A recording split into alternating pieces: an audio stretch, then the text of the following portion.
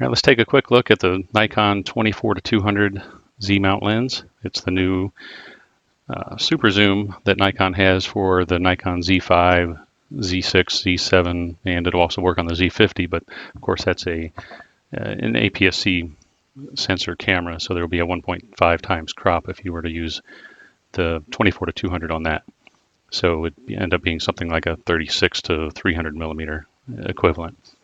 So this is my photo gallery for the Z5 and the 24-200. The only thing I have in here right now are pictures made by the Z5, of course, but only with the 24-200 millimeter lens. And I just want to go over a few things real quick on that lens because I'm super impressed with it. First of all, I've used quite a bit of super zooms because that's generally, honestly what I tend to use because I'm, when I'm traveling or on vacation or something, I really don't like switching lenses around. If somebody gave me a $2,000 24-200 or 24-70 f2.8 lens and the professional lenses and the 70-200 f2.8, obviously I would take them, but it's probably not something I would take on vacation or some trip unless I had lots of time and didn't mind dragging those things around. I would prefer to just use one lens and not switch around because I don't want to be cleaning the sensor or anything like that. When I'm out on vacation or some other trip, but usually all these pictures would either be from vacation or around my house, like this one right here is out in the field. This one is, about 15 feet outside my door on the bench.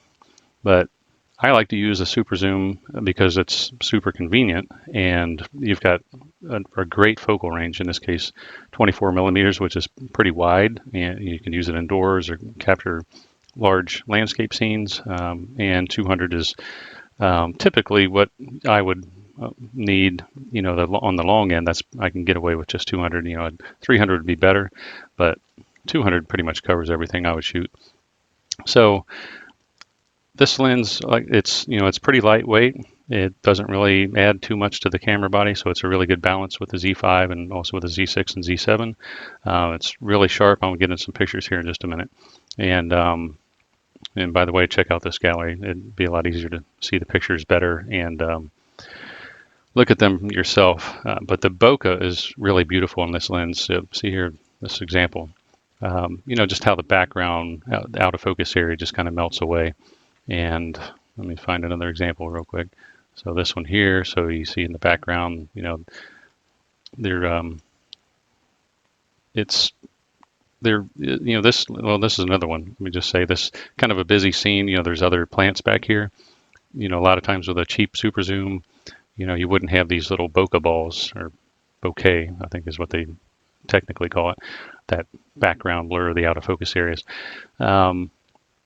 A cheap super zoom, this might be kind of really busy and there'd be a lot of lines and stuff in here. It just wouldn't be really smooth like this. Now, some people might complain about this bokeh right here, this little highlight, which I think is probably like there was dew on the plants in the morning, and so this is probably a little speck of dew on another plant back there.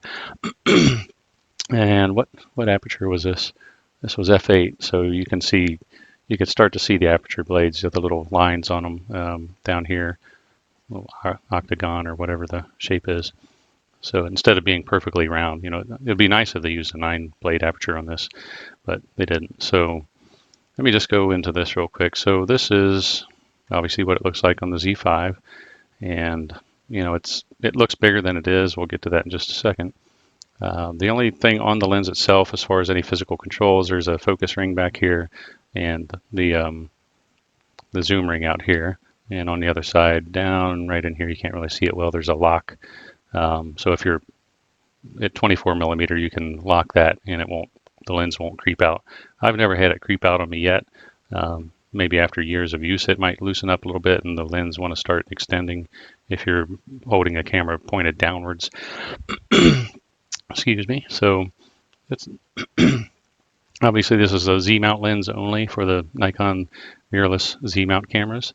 And let's see. Let's go over to this is the Z7 over here on the right with the 24-70 f4 lens, so you can kind of see how big it is.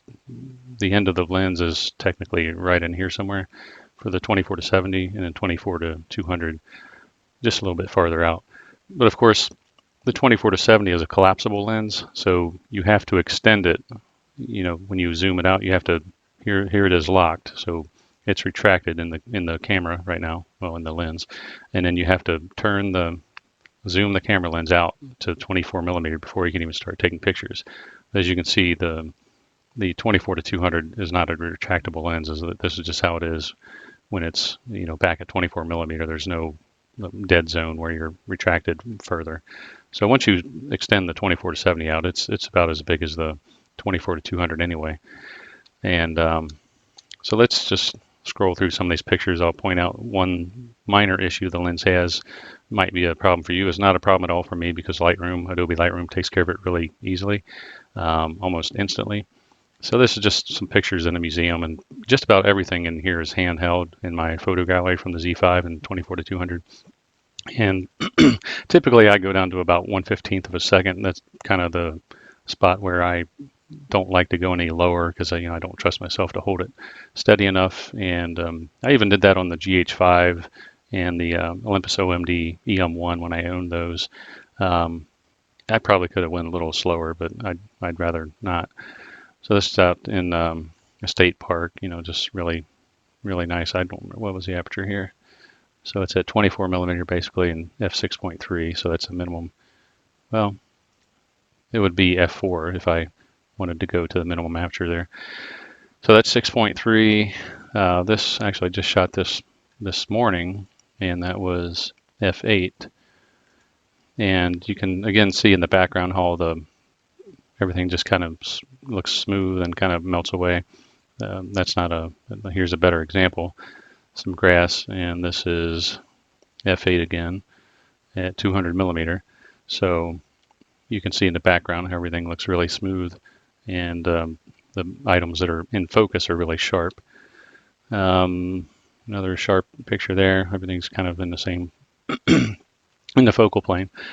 Let's move on to something that I think I'd like to tell you about, where you might have some issues. I think this was one. I'm up here in the outer area of the outer edges of the frame. You might, in these leaves up here, sometimes get a little purple fringing. I don't have my gallery set to zoom in 100% right here, but just trust me, you'll see some purple fringing sometimes in a scene like this where it's heavily backlit.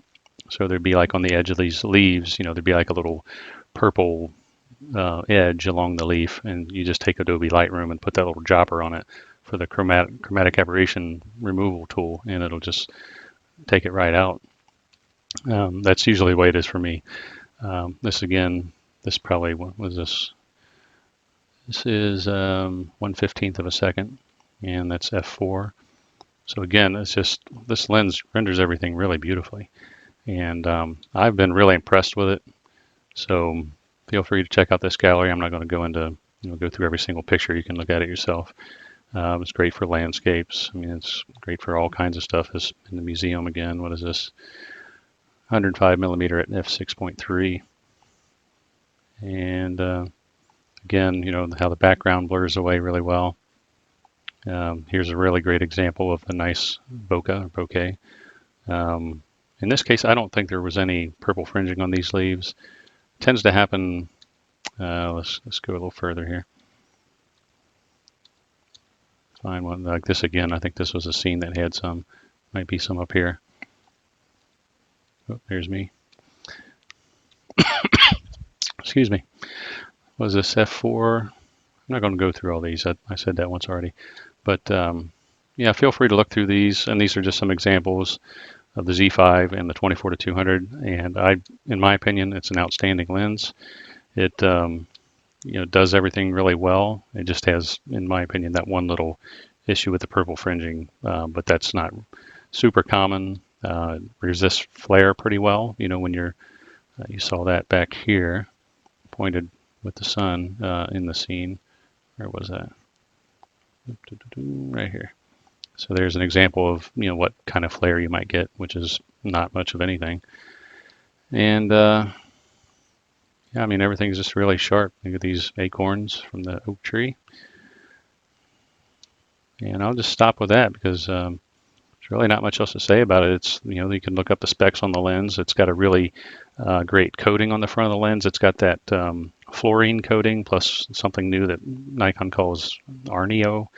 But the fluorine coating, it makes the front lens element really super slick, so it resists fingerprints, dust, and dirt, stuff like that.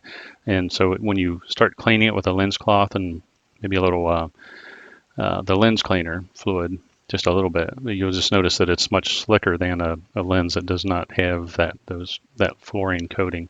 But it's really nice.